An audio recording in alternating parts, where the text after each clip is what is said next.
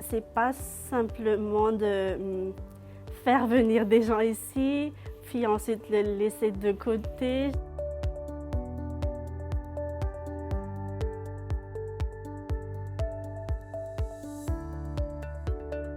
Au Canada, en général, les employeurs sont très, très chaleureux. Ils sont très heureux d'accueillir de nouvelles cultures, de nouvelles visions dans leur entreprise, de nouvelles manières de travailler dans leur culture de travail. Mais il y a un enjeu, c'est qu'ils ne sont pas bien préparés parce qu'on leur dit, mais vous allez recevoir, il y a des nouveaux arrivants, vous allez les recevoir, mais ils ne sont pas préparés parce qu'il y a souvent des chocs culturels.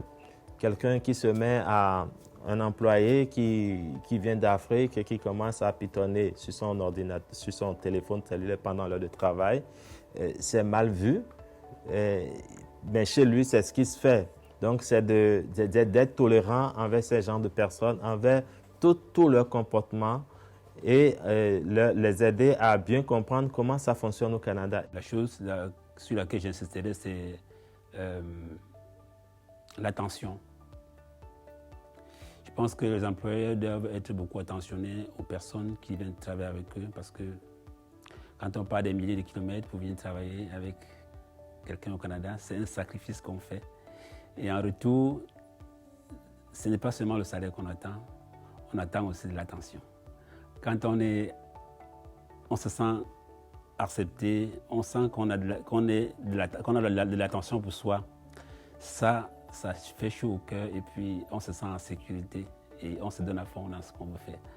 C'est un temps d'adaptation et puis des documents d'information. Moi, ce que j'aime par rapport à ce que j'ai vécu, c'est que j'ai eu des documents pour me dire voici ce qu'on attend de moi.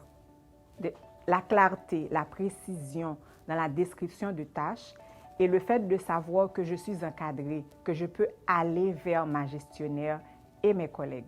J'ai le soutien de mes collègues. Je dois dire que la particularité de mon travail, c'est que je ne peux pas réussir seule. Et le crédit qu'on me fait pour me mettre en contact avec d'autres personnes, d'autres partenaires qui doivent m'aider dans la réalisation de mon travail. Mais le point important, c'est mon temps d'adaptation. J'ai eu un temps d'adaptation et j'ai eu un moment où j'ai été évaluée avec honnêteté, sincérité et respect. Alors, les conseils que je donnerais aux employeurs afin d'améliorer l'intégration des travailleurs internationaux, c'est pas simplement de faire venir des gens ici, puis ensuite les laisser de côté, je dirais, mais de vraiment s'impliquer, de donner la meilleure intégration possible pour que la personne se sente bien, pour que la personne se sente dans son équipe, pour que la personne se sente bien à sa place. Puis après ça, le reste, ça se fait automatiquement. Si la personne est motivée et bien dans son travail, c'est sûr qu'elle va rester automatiquement.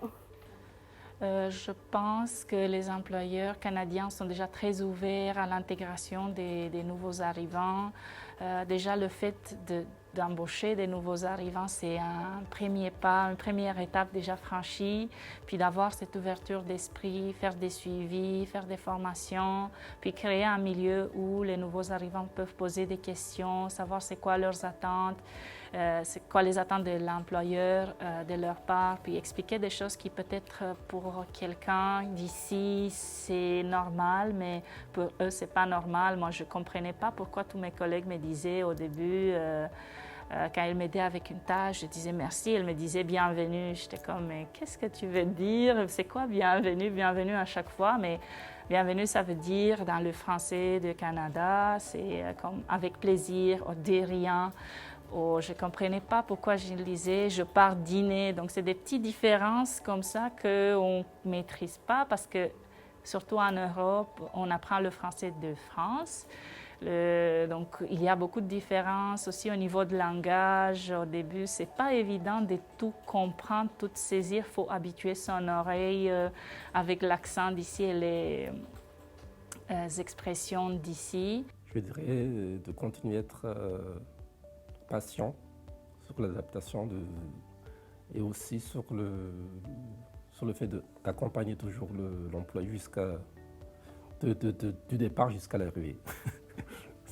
C'est cet aspect d'accompagnement que je dirais de continuer, ou s'il ne fait pas encore, de le faire.